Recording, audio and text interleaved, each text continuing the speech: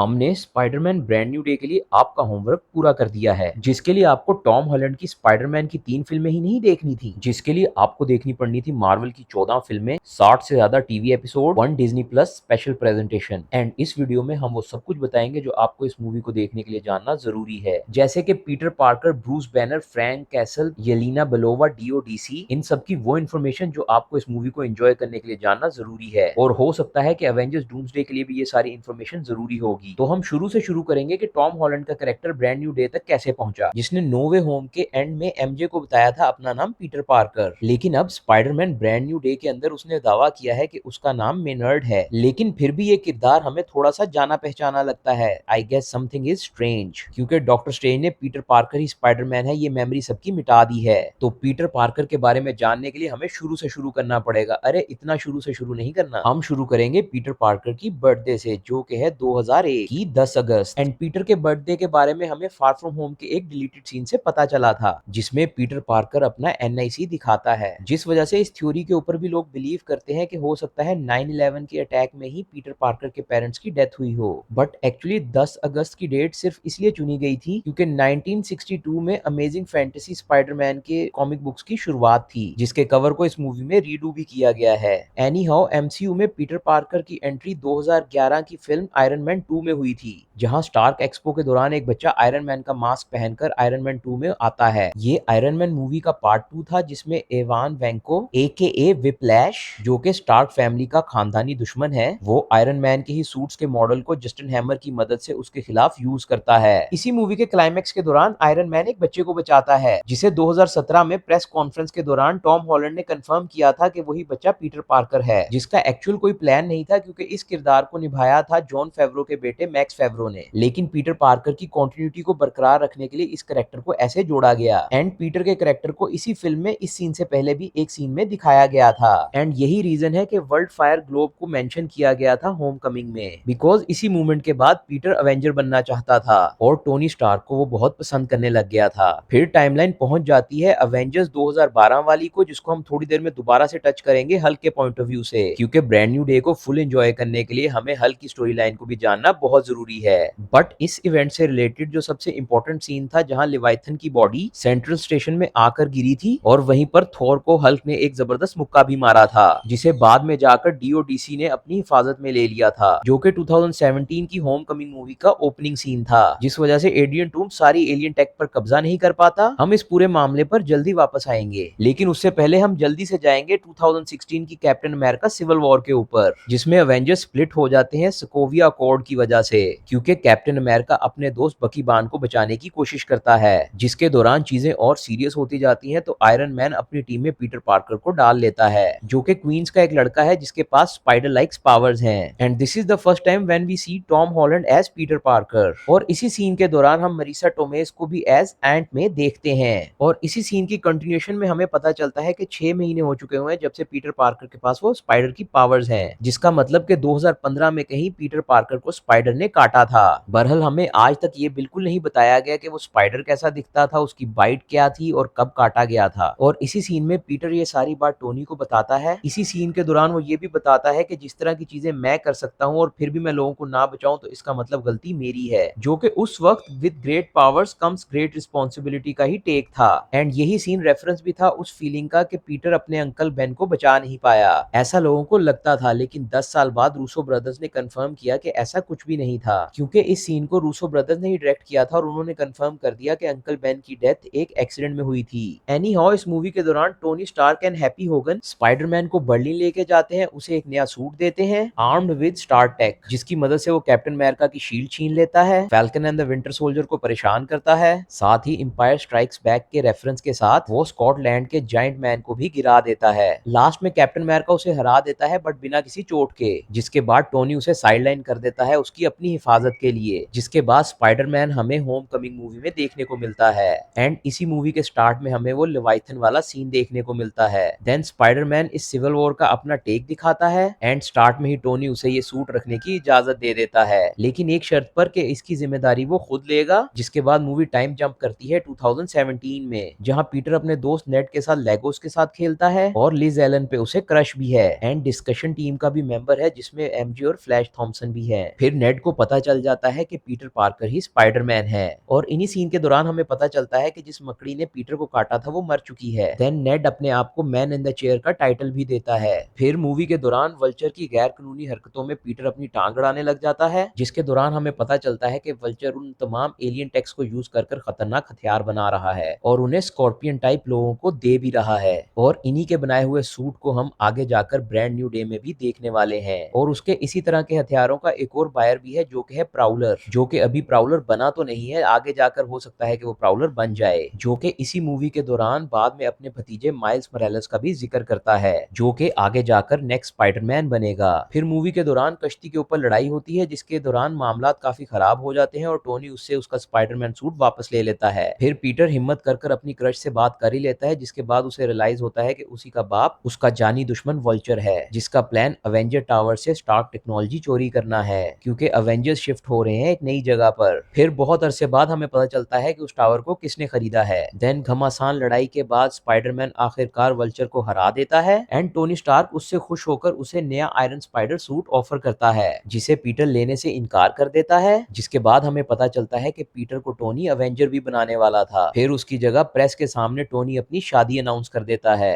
Then मे को भी पता चल जाता है कि पीटर ही स्पाइडरमैन है एंड वल्चर जेल में पहुंच जाता है, जहां उसे स्कॉर्पियन भी मिलता है, जो कि कसम खाता है कि वो स्पाइडरमैन को नहीं छोड़ेगा। देन आगे जाके वल्चर मोरबियस के यूनिवर्स में टेलीपोर्ट हो जाता है, जिसका कोई सर पैर नहीं था, लेकिन जिस चीज का सर पैर था वो ये थी कि हम आ जाते हैं एवेंजर्स इन्फिनिटी वॉर 2018 पर, जहां थैनोस के ब्लैक ऑर्डर का एक शिप न्यूयॉर्क में दिखता है, जिस वजह से पीटर टिंगल एक्टिवेट हो जाता है। जहां पहले से ही एवेंजर्स की एक टीम होती है जिसमें ब्रूस भी होता है, जो कि थैनोस से हार कर आया होता है, जिस वजह से हल्क भी डर गया होता है। फिर स्पाइडरमैन वहां पहुंचकर उनकी मदद करता है, लेकिन उसी दौरान वो बीम्ड अप हो जाता है एंड स्पेस में ऑक्सीजन कम होने की वजह से आयरन मैन 17 प्रोटोकॉल एक्टिव करता है, जो कि आयरन स्पाइडर सूट है। फिर पीटर टोनी और स्ट्रेंज के साथ प्लेनेट टाइटन पर जाता है, जहां उसे गार्डियंस ऑफ गैलेक्सी भी मिलते हैं, जहां वो थैनोस को हराने ही वाले होते हैं कि स्टार लॉर्ड अपना कंट्रोल खो देता है। फिर थैनोस इन सबको हरा देता है और जाकर बाकी के इन्फिनिटी स्टोन इकट्ठे करते ही वो चुटकी बजा देता है, जिससे लिविंग यूनिवर्स की आधी पॉपुलेशन गायब हो जाती है, इंक्लूडिंग स्पाइडरमैन। एंड ये इस फिल्म का काफी इमोशनल सीन भी होता है एंड टॉम हॉलैंड इस सीन में अपनी एक्टिंग का लोहा भी मनवा देता है। एंड आगे जाके हमें पता चलता है कि स्पाइडरमैन के सारे ही कैरेक्टर ब्लिप हो चुके हुए थे। आफ्टर दैट हम आ जाते हैं अवेंजर्स एंड गेम के ऊपर और 5 साल का टाइम जंप आता है, जिसके बाद हम आ जाते हैं 2023 में, जिसमें टोनी स्टार्क पीटर को वापस लाने की कोशिश में टाइम ट्रेवल को इन्वेंट कर लेता है। फिर तमाम अवेंजर्स इन्फिनिटी स्टोन्स को हासिल करने के लिए टाइम हाइस्ट पर निकल जाते हैं एंड ब्लैक विडो अपने आप को सेक्रीफाइस कर देती है एंड सारे स्टोन्स को वापस लाने के बाद स्मार्ट हल्क चुटकी बजाकर सबको वापस ले आता है। आफ्टर दैट सब रिंग पोर्टल्स की मदद से अर्थ पर आ जाते हैं एंड टोनी और पीटर भी दोबारा से मिल लेते हैं एंड उसी के दौरान अवेंजर्स का काफी घमासान युद्ध होता है थैनोस के साथ, जिसके दौरान तमाम अवेंजर्स कोशिश कर रहे होते हैं कि इन्फिनिटी स्टोन्स को वापस टाइम में पीछे छोड़ आए, लेकिन एंड में थैनोस से आयरन मैन उन स्टोन्स को वापस छीन लेता है और चुटकी बजाकर थैनोस को हरा देता है। लेकिन उन स्टोन्स की रेडिएशन की वजह से टोनी भी बहुत वीक हो जाता है और बच नहीं पाता, जिससे पीटर काफी ज्यादा टूट जाता है एंड उसी पेन से डील करता हमें स्पाइडरमैन देखने को मिलता है 2024 में स्पाइडरमैन फार फ्रॉम होम में, जहां हमें ये भी बताया जाता है कि ब्लिप होने के बाद दुनिया में क्या क्या चेंजेस आ गए हैं। इसके बाद पीटर समर हॉलीडेज पर जाता है एंड पूरी दुनिया में एलिमेंट्स की पावर वाले मॉन्स्टर अटैक करने लग जाते हैं, जिनका क्विंटन बैक एके मिस्टीरियो मुकाबला कर रहा है। टोनी की वसीयत के मुताबिक निक फ्यूरी पीटर को ढूंढकर एडियथ ग्लासेस उसे देता है, जिसकी full form even dead I am the hero है, जिसकी मदद से पीटर को स्टार्क टेक की रसाई मिल जाती है। फिर पीटर एमजे के लिए ब्लैक डालिया नेकलेस लेके आता है एंड वो डिस्कवर कर लेती है कि पीटर ही स्पाइडरमैन है। फिर पीटर मिस्टीरियो के साथ मिलकर एलिमेंट्स को रोकता है, जिसके बाद वो काफी इमोशनल हो जाता है और अपना एडियथ ग्लासेस मिस्टीरियो को दे देता है, जिसके बाद रिवील होता है कि क्विंटन बैक एक फ्रॉड है, जो कि टोनी स्टार्क की कंपनी का एक्स एम्प्लॉय है, जिसने सिविल वॉर के दौरान टोनी स्टार्क के साथ मिलकर बार्फ टेक्निक बनाई थी। फिर टोनी को उसके बुरे इरादों का पता चल गया और टोनी ने उसे निकाल दिया। फिर उसने और एक्स एम्प्लॉयज के साथ मिलकर मिस्टीरियो कैरेक्टर को बनाया, जो उसने ड्रोन्स एंड होलोग्राम की मदद से ये पूरी प्लानिंग की थी ताकि वो स्पाइडरमैन से एडियथ की टेक्नोलॉजी ले सके, जहां वो पूरी फिल्म के दौरान ही पीटर के ऊपर नजर रख रहा था। जिसके बाद पीटर को उसके प्लान का आइडिया हो जाता है और वो एक नया सूट बनाता है उससे लड़ने के लिए। फिर मिस्टीरियो और स्पाइडरमैन के बीच में जबरदस्त लड़ाई होती है, जिसके बाद मिस्टीरियो हमें मरता हुआ नजर आता है, जिसका हम सबूत नहीं दे सकते क्योंकि उसका नाम ही मिस्टीरियो है। बहरहाल उसके बाद पीटर वापस न्यूयॉर्क आ जाता है, जहां पर हमें पता चलता है कि मिस्टीरियो ने उसकी आइडेंटिटी लीक कर दी है, जिसके बाद पीटर काफी मुश्किल में फंस जाता है। फिर हमें पता चलता है निक फ्यूरी और मरिया हिल स्क्रॉल्स हैं, जिनका नाम टैलोस एंड स्क्रोलिन है, जिसके बाद पीटर की कहानी नो वे होम की तरफ बढ़ जाती है, जिसके स्टार्ट में पीटर और उसकी टीम को डीओडीसी की तरफ से तफ्तीश का निशाना बनाया जाता है और डीओडीसी ने ही स्टार्क टेक को जब्त भी कर लिया है। इस मुश्किल हालात में मैट मर्डॉक इनका केस लड़ता है और इन्हें बाइज्जत बरी करवाता है, लेकिन उसके बाद भी इनकी परेशानियां खत्म नहीं होती क्योंकि आगे फर्दर स्टडी के लिए इनको एडमिशन नहीं मिलता। तो पीटर डॉक्टर स्ट्रेंज के पास जाता है उनकी हेल्प लेने के लिए, जहां वोंग उन्हें काफी मना करता है। जिसके बाद डॉक्टर स्ट्रेंज एक मंत्र आजमाने का मशवरा देते हैं, रून्स ऑफ कॉफकॉल, और इस जादू से सब लोग भूल जाएंगे कि पीटर पार्कर ही स्पाइडरमैन है। इससे पीटर डर जाता है और बार बार सबका नाम लेना शुरू कर देता है कि वो ना भूले और वो ना भूले, एंड बार बार स्पेल को री एडिट करने की वजह से वो आउट ऑफ कंट्रोल हो जाता है, जिससे जिन लोगों को पता है कि पीटर पार्कर ही स्पाइडरमैन है उनमें से कुछ लोग इस यूनिवर्स में टेलीपोर्ट हो जाते हैं और साथ ही साथ 2 स्पाइडरमैन भी आ जाते हैं जिनके बारे में हम आगे बात करेंगे। एंड टॉम हार्डी का वेनम भी इसमें आ जाता है क्योंकि वो हाइव माइंड से कनेक्टेड होने की वजह से जानता है कि पीटर पार्कर ही स्पाइडरमैन है। फिर डॉक्टर स्ट्रेंज के साथ मिलकर पीटर बाकी के तमाम लोगों को पकड़ना शुरू हो जाता है, जहां पीटर कुछ लोगों को तो पकड़ लेता है लेकिन विलियम डफो का ग्रीन गॉब्लिन एक्टिंग करता हुआ उनके पास खुद आ जाता है। जैसे ही डॉक्टर स्ट्रेंज इनको इनके यूनिवर्स में वापस भेजने लगते हैं, पीटर डिस्कवर करता है कि वहां जाते ही मर जाएंगे, जिसके बाद पीटर पार्कर डॉक्टर स्ट्रेंज के खिलाफ हो जाता है और उसे जाकर मिरर डायमेंशन में कैद कर आ जाता है और वापस आकर बाकी तमाम लोगों की मदद करने लग जाता है। जिसके बाद नॉर्मन ऑसबॉर्न अपना असली रंग दिखाता है और इनके खिलाफ हो जाता है और उस लड़ाई के दौरान एंड में मारी जाती है, लेकिन मरने से पहले वो अजीम लाइन बोल जाती है, you have power and with great power there must also come great responsibility, जिस लाइन के बिना स्पाइडरमैन की कहानी पूरी नहीं होती।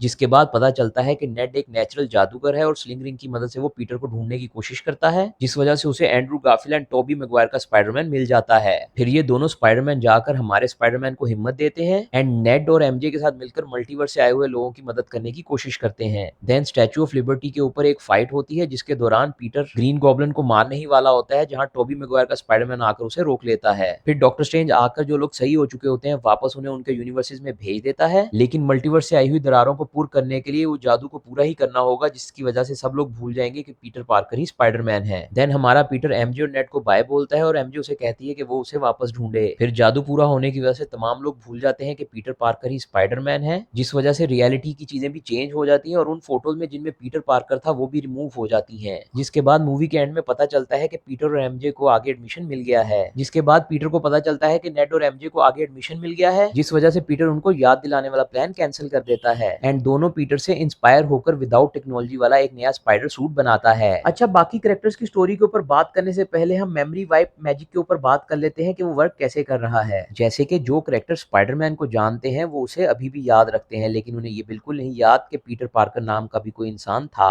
अब ये जो मैजिक है ये इस यूनिवर्स के लोगों पर एग्जिस्ट करता है, लेकिन अभी थोड़े दिन पहले टॉम हॉलैंड ने बोला है कि इस यूनिवर्स में एक ही है जिसको याद है कि स्पाइडरमैन कौन है, और वो हो सकता है कि वेनम का छोड़ा हुआ स्पॉन हो जिसे याद है कि पीटर पार्कर ही स्पाइडरमैन है, क्योंकि वो इस यूनिवर्स का नहीं है। या फिर ये सेडी सिंह का कैरेक्टर भी हो सकता है जिसके पास टेलीपैथी की पावर है, जिसकी या तो पावर इतनी स्ट्रॉन्ग है कि उसके ऊपर ये मैजिक नहीं चला, या फिर हो सकता है कि वो पीटर पार्कर के थॉट्स को पढ़ सकती है। साथ ही साथ हमें ये भी बताना होगा कि डीओडीसी आगे इस यूनिवर्स में क्या कर रहा है, जो कि हमें मिस मार्वल सीरीज 2022 में देखने को मिलते हैं, जिसमें वो जर्सी सिटीज में जिन्स को ढूंढ रहे थे और उसी के दौरान उन्होंने कमाला को पकड़ने के लिए स्टार टेक्नोलॉजी के ड्रोन्स का भी यूज किया था। फिर 2022 की ही सीरीज शी हल्क में हमें पता चलता है कि उनके पास कैलिफोर्निया में एक बहुत बड़ी प्रिजन है जिसमें वो सुपर ह्यूमंस को कैद रखते हैं, जैसे कि अबोमिनेशन वगैरह। जिसके बाद 2026 में आने वाली वंडरमैन सीरीज में भी डीओडीसी हमें देखने को मिलता है एंड इसमें डीओडीसी सुपर ह्यूमन पावर वाले लोगों को हॉलीवुड में काम करने से रोक रहा होता है। एंड अब आने वाली स्पाइडरमैन ब्रांड न्यू डे में डीओडीसी को लीड कोई और कर रहा है, जो ढूंढ रहे हैं सेडी सिंह के कैरेक्टर को, जिसके पास कॉन्शियस होपिंग की पावर है। चलिए अब बढ़ते हैं मार्क रफलो के ब्रूस बैनर एके हल्क के बारे में बात करने के लिए, जिसकी शुरुआत इनक्रेडिबल हल्क से होती है, जिसमें ब्रूस बैनर को अदा किया था एडवर्ड नॉर्टन ने, जिसमें हमें थंडरबोल्ट रॉस भी देखने को मिले थे, जहां कैप्टन अमेरिका के सुपर सोल्जर सीरम को रिक्रिएट करते हुए ब्रूस बैनर हल्क बन जाता है, जो फिर ब्राजील में जाकर छुप जाता है और एमिल ब्लॉन्स्की जाकर उसे ढूंढ लेता है। जिसके बाद ब्रूस बेटी रोज के साथ मिलकर मिस्टर ब्लू से कॉन्टेक्ट करता है, जिसके दौरान ब्रूस एक स्टूडेंट से मिलता है जो आगे जाके पीटर का टीचर बनता है, मिस्टर हैरिंगटन। आफ्टर दैट ब्लॉन्स्की भी सुपर सोल्जर सीरम ले लेता है, लेकिन हल्क के साथ फाइट में वो जख्मी हो जाता है। जिसके बाद वो मिस्टर ब्लू एके सैमुअल स्टर्न को ढूंढता है, जिसने ब्रूस के ब्लड से एक सीरम बनाया है एंड ब्लॉन्स्की को इंजेक्ट करने के बाद वो अबोमिनेशन बन जाता है एंड वही सीरम सैमुअल के सर में लगी हुई चोट से उसके ब्लड में मिल जाता है, जिससे वो द लीडर बन जाता है। जिसके बाद हल्क और अबोमिनेशन के अंदर एक घमासान लड़ाई होती है, जहां पर हल्क पहली बार थंडर क्लैप करता है। जिसके बाद टोनी स्टार्क थंडरबोल्ट रॉस के पास जाता है ब्रूस बैनर को अवेंजर इनिशिएटिव में ऐड करने के लिए, लेकिन बाद में वन शॉट द कंसल्टेंट देखने के बाद हमें पता चलता है कि थंडरबोल्ट रॉस का इरादा अबोमिनेशन को अवेंजर इनिशिएटिव में ऐड करने का था एंड टोनी स्टार को उसे जस्ट इरिटेट करने के लिए भेजा गया था।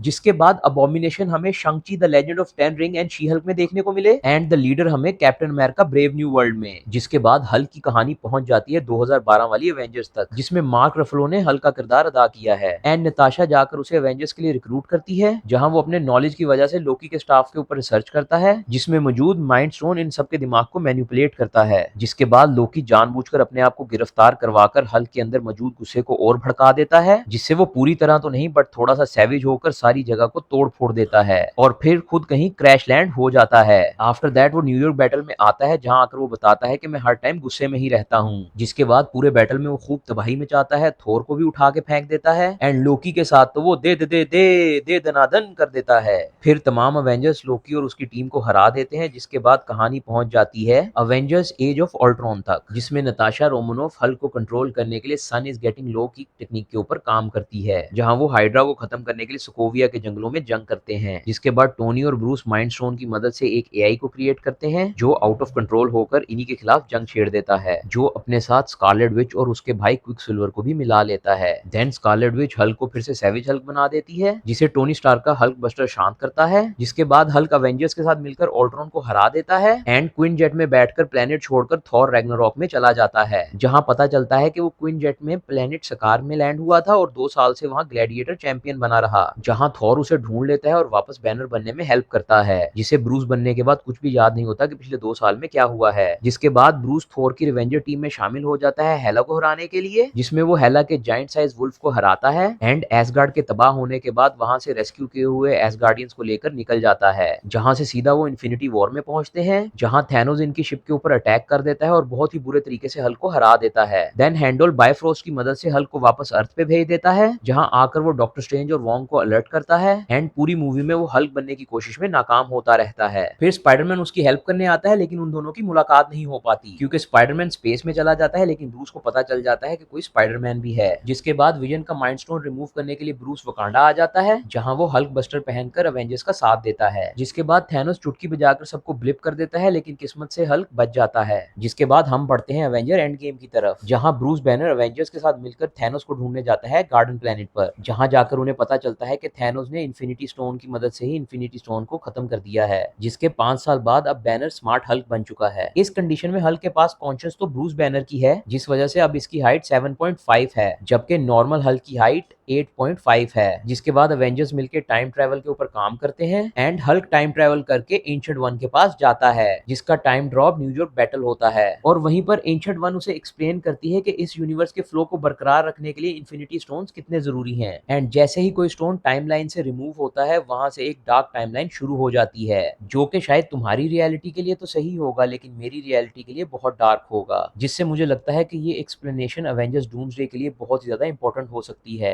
बहरहाल ब्रूस बैनर एंशिएंट वन से टाइम स्टोन लेने में कामयाब हो जाता है, फिर वापस अपनी ओरिजिनल टाइमलाइन में आता है, जहां आकर उसे पता चलता है कि नताशा मर चुकी है एंड चुटकी बजाकर सब ब्लिप हुए लोगों को वापस ले आता है। जिसके बाद हल्क थैनोस को हराने में अवेंजर्स की मदद करता है, जिसके बाद वो कैप्टन अमेरिका को टाइम ट्रेवल करवाता है to replace all the infinity stones. जिसके बाद ब्रूस बैनर हमें शैंग-ची के एंड क्रेडिट सीन में देखने को मिलते हैं, जहां वो ये पता लगाने की कोशिश करते हैं कि 10 रिंग किस टेक्नोलॉजी से बने हुए हैं एंड यही पहली बार हम हल्क इनहेबिटर को देखते हैं, जिसे आगे जाके शी हल्क स्टोरी में भी दिखाया जाता है, जहां ब्रूस बैनर अपनी कजन जेनिफर वॉल्टन के साथ कार में जा रहे होते हैं एंड उन पर वहां एक एलियन स्पेसशिप अटैक कर देती है, जहां पर ब्रूस का ब्लड जेनिफर के ब्लड के साथ फ्यूज हो जाता है, जिससे वो शी हल्क बन जाती है। जिसके बाद टोनी स्टार्क के मैक्सिको बीच हाउस पर जाकर वो कुछ वक्त गुजारते हैं और वहीं की लैब को ब्रूस यूज भी करता है शी हल्क के बारे में जानने के लिए। जिसके बाद वहां पर हमें इनका ट्रेनिंग मोन्टाज भी देखने को मिलता है एंड उसी मोन्टाज के दौरान हमें हल्क का थंडर क्लैप भी दोबारा से देखने को मिलता है। जिसके बाद हल्क किसी काम से स्पेसशिप में बाहर चला जाता है और वापसी में अपने बेटे सकार को लेकर आता है।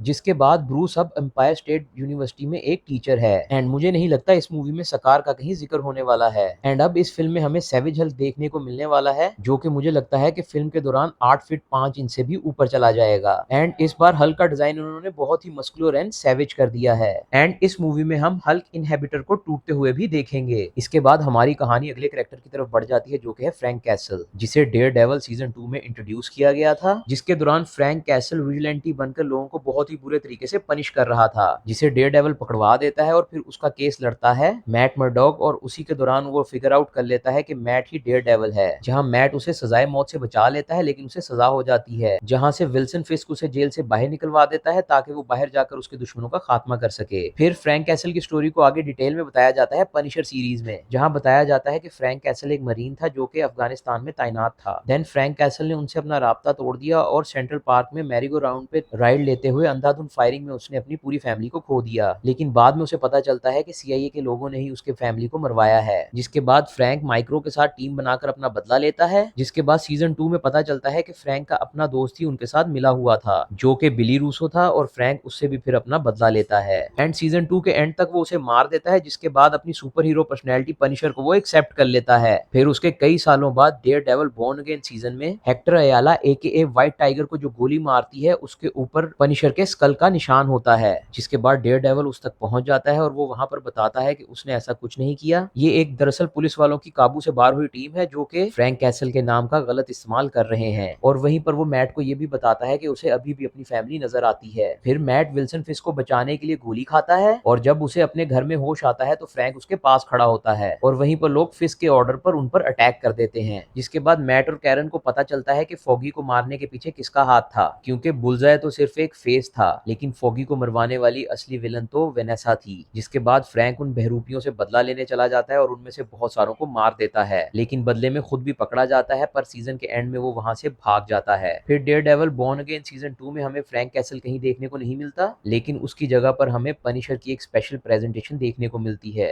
जहां हमें पता चलता है कि फ्रैंक कैसल को एक्सकम्युनिकाडो कर दिया गया है, बेसिकली सुपारी निकल गई है और सब उसे मारने के लिए ढूंढ रहे हैं। एंड जॉन विक स्टाइल में वो वहां पर बेपनाह लोगों को मारता है और एक छोटी बच्ची को बचाता है जो उसे अपनी बेटी की याद दिलाती है। और इसके बाद अब हम उसे ब्रांड न्यू डे में स्पाइडरमैन के साथ मिलकर हल्क को हराते हुए देखेंगे। एंड इन कैरेक्टर्स के बाद केविन फाइगी ने ये भी कंफर्म किया है कि येलेना बेलोवा की ब्लैक विडो भी हमें इस मूवी में देखने को मिलने वाली है। तो चलो साहब, इतना खर्चा हो ही गया है तो इस कैरेक्टर के ऊपर भी बात कर ही लेते हैं, जिसे हमें पहली बार दिखाया गया था ब्लैक विडो मूवी के अंदर, जो कि ब्लैक विडो की छोटी बहन है एंड इसे भी नताशा रोमनोफ की तरह ब्लैक विडो प्रोग्राम में ट्रेन किया गया है। कैप्टन अमेरिका सिविल वॉर के इवेंट्स के बाद नताशा अभी भी फ्यूजिटिव है एंड येलेना गलती से एक एंटीडोट ले लेती है जो उसे Black Widow mind control program से बाहर निकाल देता है, जिसके बाद वो नताशा के साथ मिल जाती है क्योंकि इनका पीछा टास्क मास्टर कर रहा है। जिसके बाद वो अपने माँ बाप मुलीना और एलेक्सी से फिर मिलते हैं, जिसके बाद वो हवा में तैरते हुए रेड रूम के शिप को ढूंढते हैं एंड वहीं पर खुलासा होता है कि टास्क मास्टर और कोई नहीं ड्रैकोव की बेटी एंटोनिया ड्रैकोव है, जिसे नताशा को लगता था कि बचपन में उसने इसे गलती से मार दिया था। जहां पर वो एंटीवायरस की मदद से बाकी ब्लैक विडोज को आजाद कर देते हैं, फिर उस शिप को तबाह करने के बाद ड्रैकोव को मार देते हैं एंड येलेना बाकी की अपनी बहनों को ढूंढने के लिए निकल जाती है जो कि ब्लैक विडो प्रोग्राम से अभी अभी आजाद हुई हैं। एंड उसी फिल्म के पोस्ट क्रेडिट में वैल येलेना को क्लिंट को मारने के लिए रिक्रूट करती है, जिसका रीजन वो ये देती है कि एंड गेम में क्लिंट की वजह से नताशा मरी है। आफ्टर दैट हॉकाई सीरीज में हमें पता चलता है कि येलेना भी ब्लिप हुए लोगों में से एक थी, जिसका ब्लिप होने का सीन और वापस आने का सीन मुझे तो बहुत अच्छा लगा था। जिसके बाद वो केप बिशप से मिलती है। फिर उसी शो के दौरान उसे पता चलता है कि हॉकाई की इस पूरे मामले में कोई भी गलती नहीं थी, बल्कि नताशा और हॉकाई तो बहुत क्लोज थे।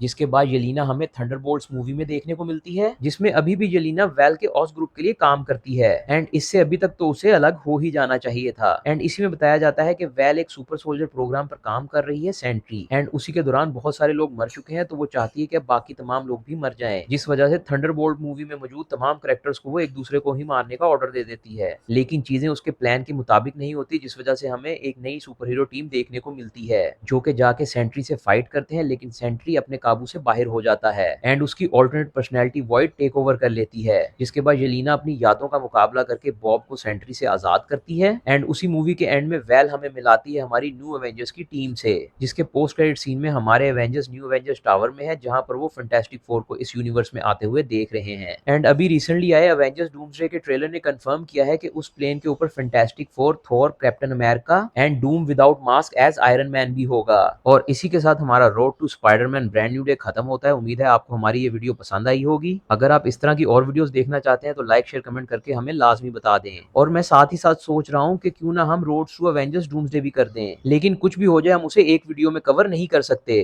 तो मैं सोच रहा हूँ कि क्यों ना हम उसे ईच मूवी के हिसाब से ब्रेक डाउन करें, तो उसके लिए आप चैनल को सब्सक्राइब कर लें।